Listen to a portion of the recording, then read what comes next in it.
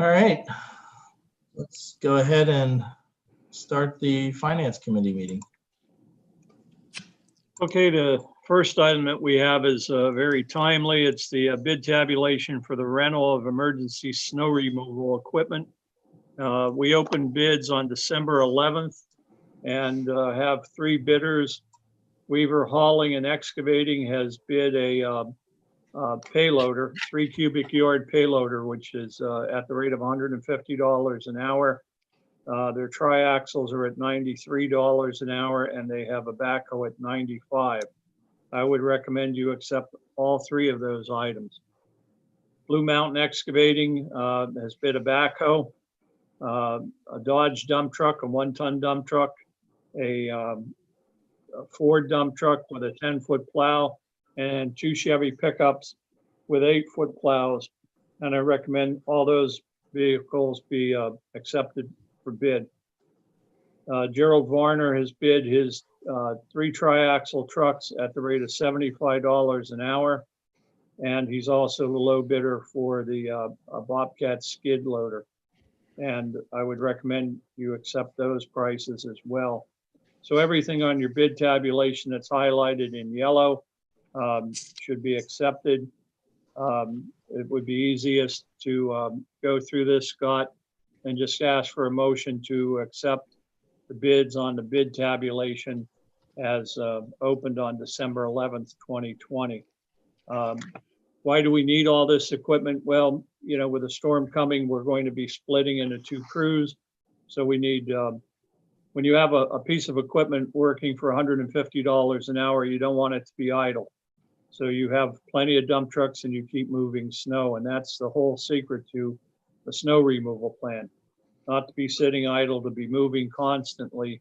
Get as much done in 8 hours or 10 hours a day as you can, and open the town up as quickly as you can. So that's our approach. The only new person to come in this year was Weaver. He had worked for us in the past with his triaxles. This is his first year to bid a payloader, but he is far less than the last bidder who supplied a payloader, and that price was $230 an hour. So the Weaver's price for a payloader is pretty good. And we have already checked with him, and he is available to come in on Friday.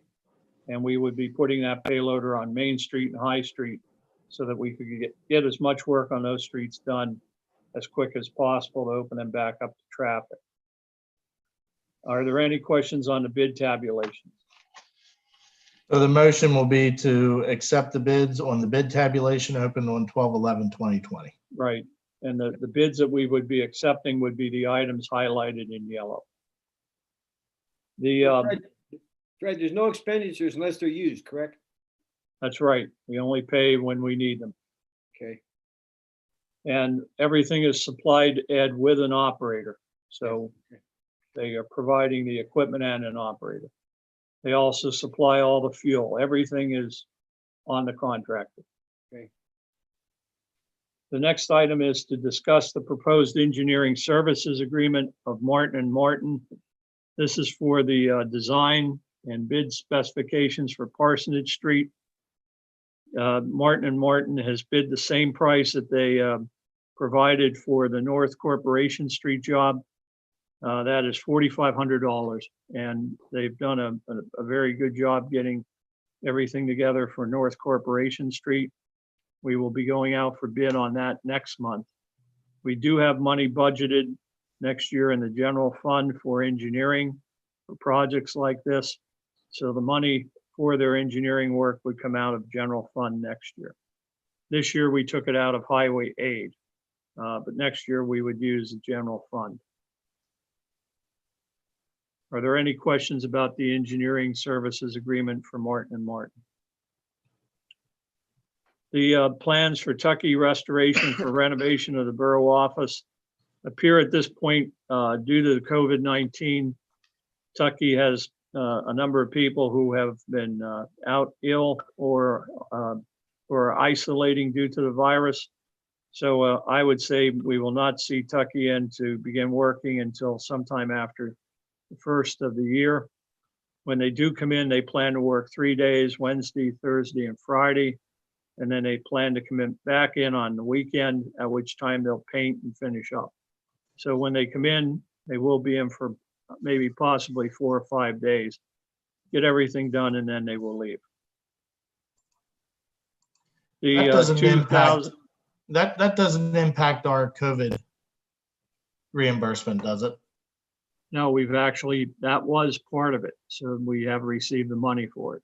I thought it had to be spent by December 31st. That's all I was asking. No, we had to have everything into the county by December 31st. And the county will give us time to, get things done, especially with a virus, because I know some municipalities have had to drop projects entirely.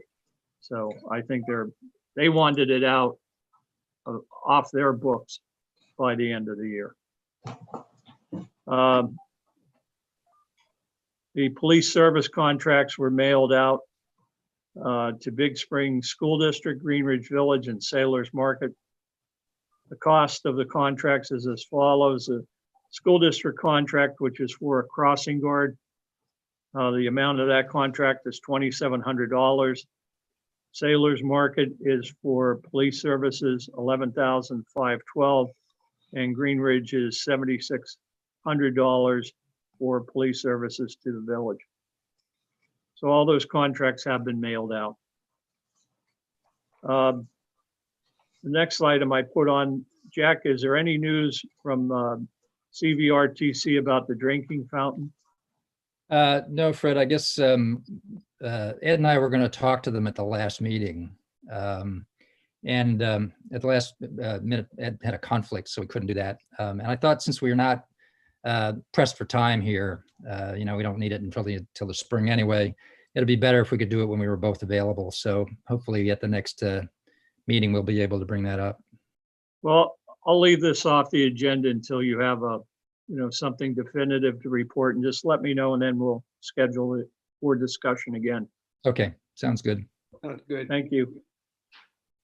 The tax collector's report is in your packet, and I can summarize. There's some good news on some fronts tonight, but there's plenty of bad news on tax collection. There remains outstanding, and this could change before the end of the month, but there remains outstanding in real estate taxes, $17,147.92. The occupational taxes are even worse. We had levied occupational taxes totaling $5,850, and what remains outstanding is $5,515. So between those two taxes that the borough levies, a total of $22,662.92 is outstanding. What will happen is, if they're not paid at the end of December 31st, the property taxes will go to the Cumberland County Tax Claim Bureau, and the occupational taxes will go to our tax collector up in Dallas, G.H. Harris, and they will begin to collect those taxes. Now, you'll eventually see all of your property tax money come in. You'll see all of that come in probably the next 2 years. The occupational tax, well, that's another story. People move, chasing those people becomes a problem. You'll be lucky if you see 75% of that money come back to the borough. So that's where we stand. That's the current report from our tax collector, Jerry Spangler. But again, it's not good news. But what we've been watching this all year. It should be no surprise. But I was really hoping that maybe in the November and December it would turn around, but it has not. Any questions on the tax collector's report? I've got a couple more things that kind of came in late and some informational items. By way of information, there was a borough secretary employed here about 13, well, I guess she was here in the 1980s and 1990s. Her name was Deborah Boyd, and she has now reached retirement age and was notified by Thomas Anderson that she is due for a pension from the non-uniform pension plan of $194.96. That will begin on February 28th of next year. And we did make contact with her. So she is all set to begin receiving her payments.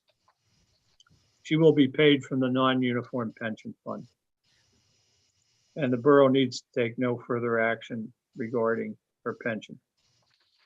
There was a very good month for Recorder of Deeds, checks from the Cumberland County Recorder of Deeds. The payment that we received was $3,937.44. And 2020 was by far our best year for realty transfer taxes. The borough took in through November $19,284.22. And I would suggest that when our December payment is received next month, we will be over the 20,000 mark, which we've never been that high. So home sales are strong. Homes are not on the market very long. Ed's had some pretty positive things to offer there. Just for comparison, 2019, the borough took in $12,100.88 from this tax. So this year, again, the total $19,284. That's also going to help your assessed valuation next year, which is a good thing. The Renew Cumberland grant has been received. $37,809 was received. And also we received from MOPEC, the Police Officers Training and Education Commission, a closeout of Officer Brady's tuition and also his training time. And the borough received a check for $10,780.35. The 2021 mowing contract is up for renewal. You have a proposal that was in your meeting packet. And again, Kevin Yost, who many of you know through the ball team, takes care of the Borough Park and so forth. Kevin has a business and has been mowing for us.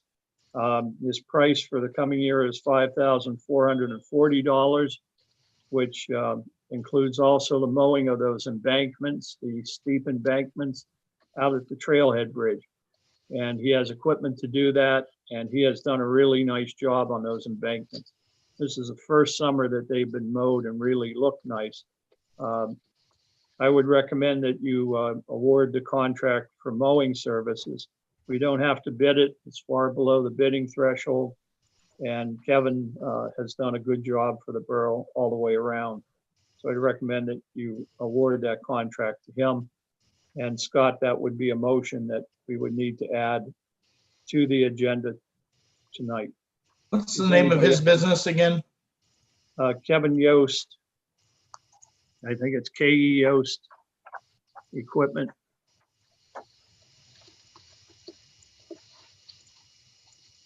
Okay. Yost Power Equipment and Landscaping. YOST. The next item I wanted to mention to you is our borough has an opportunity to apply for community development block grant monies. These are similar to the funds that came out in May.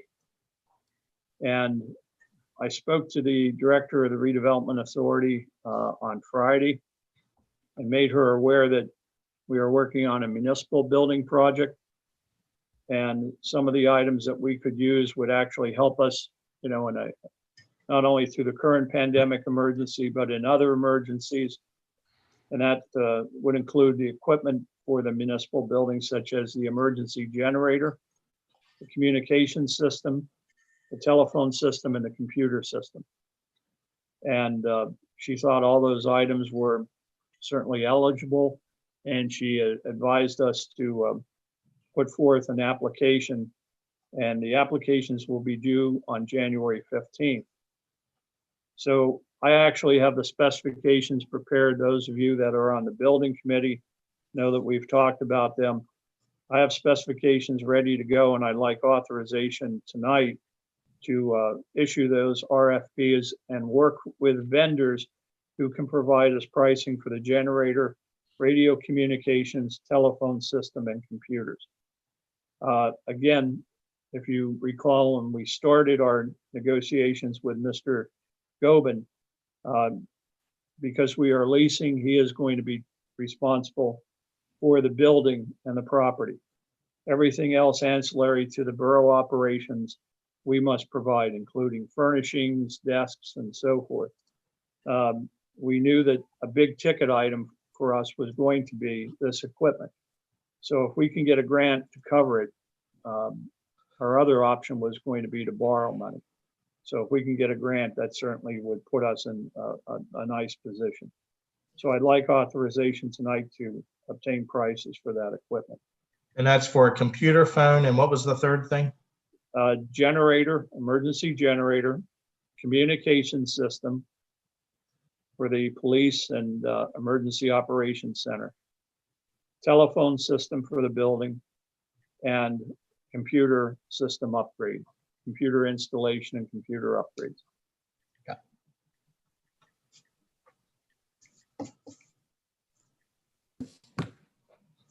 The next item I'd like you to be aware of, these next two items are informational.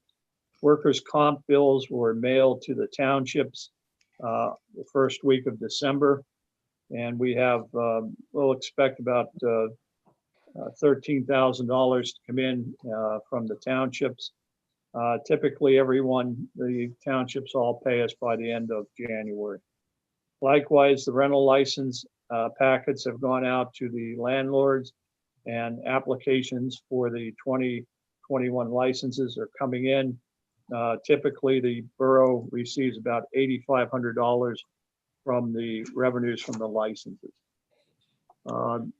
Any questions before we move into the bills and the financial report? Fred, the grant on the equipment you're looking for the new building, any idea the dollar amount?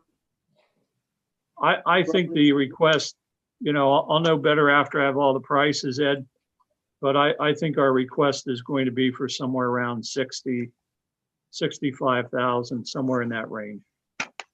Okay, thank you. Okay, anything else before we move on? I know I'm going kind of fast, but we have an executive session scheduled. List of bills. Galbraith pre-design, $7,601. The building committee is aware of this. We received this invoice at our last meeting with the building committee. And this represents all of the design work for the municipal building and police offices. Basically, at this point, the floor plans are complete. The site plan is probably 90% complete, a few minor adjustments, and will be done there. So Mr. Gobin presented, which it is appropriate that he would do this, a bill for the design work, because the design work is the responsibility of the borough as the party making the lease. So the good news is we do have money that has now been reimbursed to us. We had quite a bit of money put out in the last quarter for COVID costs and so forth, and that all has come in. And our balances right now are looking pretty good. Actually, even after payroll today, our general fund balance is $35,000. Water and sewer funds have about 127,000. So the balances aren't too bad. So we will be able to take care of this bill before the end of the year. Any questions on the Galbraith bill? Next item is Ed Mill Fuels, fuel purchases for November, $404.22. That's always a higher month for us because we have leaf collection. We have that equipment out running. Irwin and McKnight, legal services for Borough Council, $1207.50. Irwin and McKnight, EDA, solicitor services, $275. Sailor's Market, trash bags, water and Gatorade for the trailhead, $94.11. Riley's Outdoor Decor, light bulbs for the Christmas decorations, $45.80. Martin and Martin Engineering Services for Newville EDA, $110.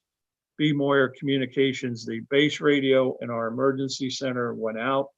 It was not operating. Moyer came in, removed it, and they had to farm it out for repair, and the repair price for it's basically the computer within the radio went, and the cost to repair that is $1,378. That should be back to us next week. Sailors Market Paper Supplies for the Borough, 4714. PA Code Alliance, November, Code Enforcement and Zoning Services, $17.95. Pennsylvania State Mayors Association, dues for Mayor Finke for 2021, $66. Curb Tech, antivirus software for our laptop computer, $42.39. Higher Information Group, copier surcharges, $390.20. And that also includes the copier leases for the police and the borough. News Chronicle, November legal ads, $638. Salzman Hughes, COVID-19 advisories, $135. Total bills for general fund, $14,229.36. There are no highway aid bills at this time.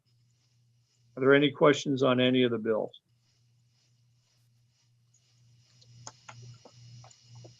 The next item is the treasurer's report. These balances are as of the end of November. General fund balance is $13,807.74.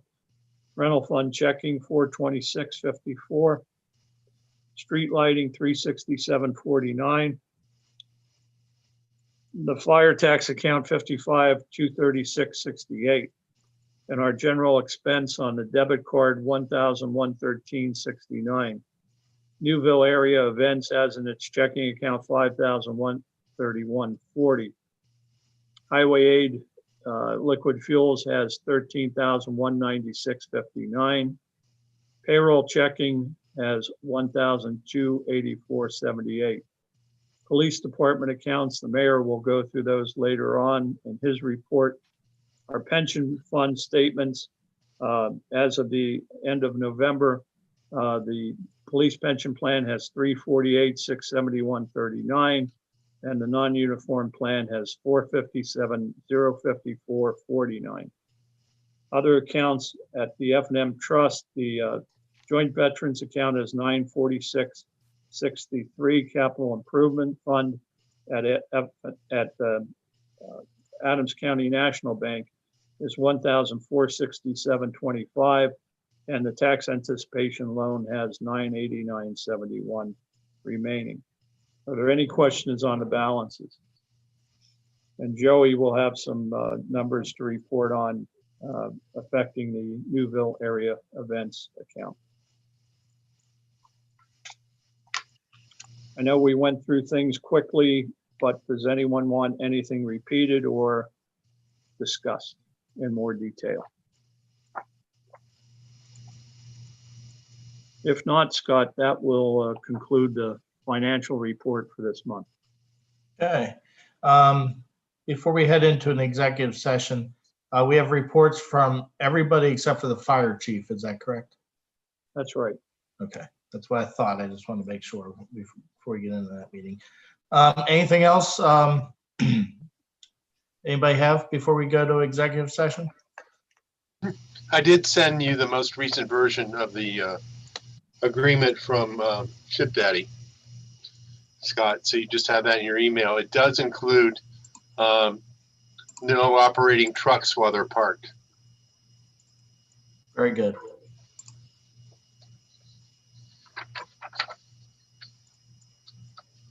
All right. Then we need a motion to go into executive session. So move. It's been moved. Do we have a second? And it's been seconded. Any other discussion? No action will be taken inside of executive session. If any action needs to be taken, we'll take it outside when we return. All those in favor say aye. Aye. No? Any abstentions?